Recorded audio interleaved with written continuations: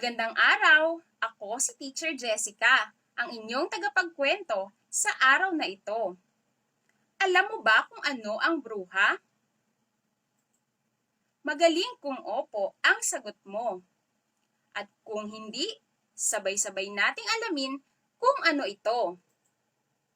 Mga bata, dapat bang husgahan ng tao batay sa kanyang panlabas na anyo? Alamin ang malungkot na buhay ng isang matandang babae at kung paano siya tinanggap ng ating batang bida sa kwentong puno ng tawanan at pang-unawa. Bru ha ha ha ha ha, bru hi hi hi hi. Kwento ni Maria Corazon Remigio at iginuhit ni Roland Micael Ilagan na inilimbag ng Adarna House at itinampok ng Bori Books. Maniwala ka man o hindi, may kapitbahay ako na bruha. Ang pangalan niya ay Mrs. Magalit. Patay ang buhok niya. Malaalambre ito. Malaki ang butas ng kanyang ilong. Matalas siyang tumingin. Pero maganda ang kanyang ngipin. Puting-puti at kumikinang kung siya ay tumatawa. Bru ha ha ha ha ha ha ha. Bru ha ha ha ha ha ha. Umahagalpak ng tawa si Mrs. Magalit noong nanonood siya ng komedyang artista sa plaza. Bru he he he he he he. Bru he he he he he he he. Napabungisgi si Mrs. Magalit nung nagkwentuhan sila ni Aling Mila. Kapag natutuwa si Mrs. Magalit sa mga bata, naiipit ang tawa niya. Bru hi hi hi hi hi hi. Bru hi hi hi hi hi. Humahagikik siya habang kinukurot ang mapintog kong pisngi. Bakit ko nasabing bruha si Mrs. Magalit? Hindi dahil mukha siyang bruha at ibang klase siyang tumawa.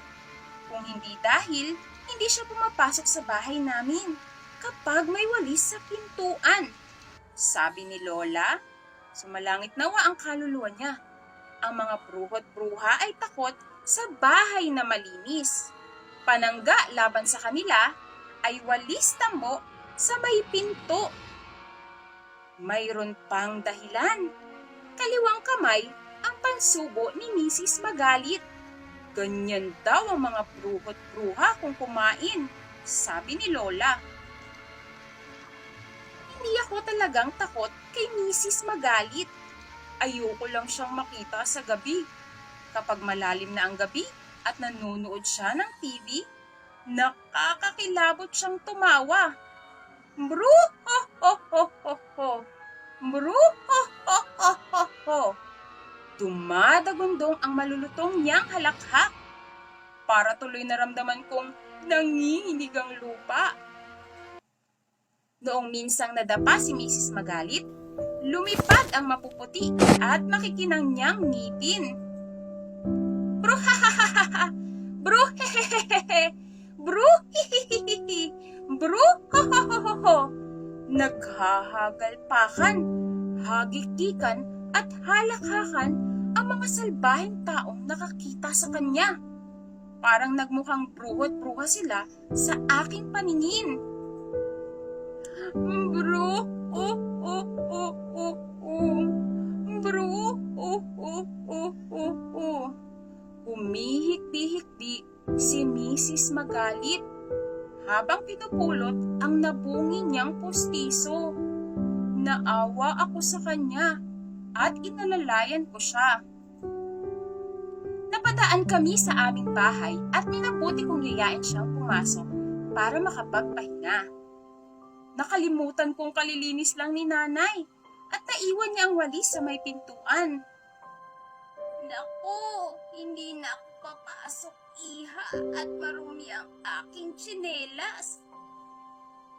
Pinilit ko pa rin siyang pumasok at pumayag naman siya. Laking gulat ko nang hindi siya natakot sa walis. Inalok ko si Mrs. Magalit ng merienda. Ginamit niya ang kaliwang kamay sa pagsubo ng biskwit.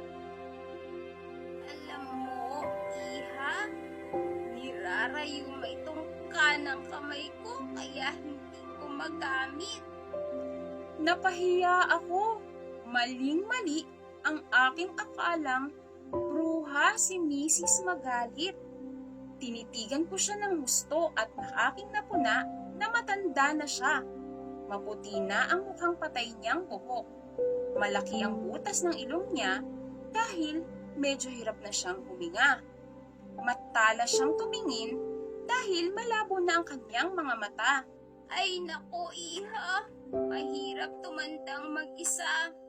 Wala na akong asawa, walang anak, at walang apong tulad mo. Ang lungkot-lungkot ni Mrs. Magalit. Kaya, binuksan ko ang TV para siya maaliw. Sabay kaming nanood ng komedya. Bro, ang hagalpak niya. Bro, ang bumisnis ko. Bro, ang hagigik niya. Bro, ang halakhak ko. Bro, ang palahaw naming dalawa nang magkanda iyak na kami sa katatawa. Simula noon, hindi na bruha ang tawag ko kay Mrs. Magalit, kundi Lola. At dyan nagtatapos ang ating kwento. Tandaan mga bata, hindi dapat husgahan ng tao base lamang sa itsura nito. Dapat ding tandaan na magbigay galang sa mga nakatatanda sa atin tulad ng ating mga lola at lolo.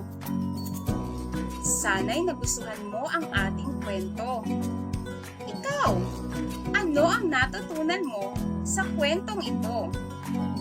Maaari mong isulat sa komento ang sagot mo.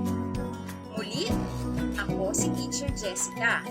Magkita tayong muli sa susunod na kwentuhan. Hanggang sa muli, paalam!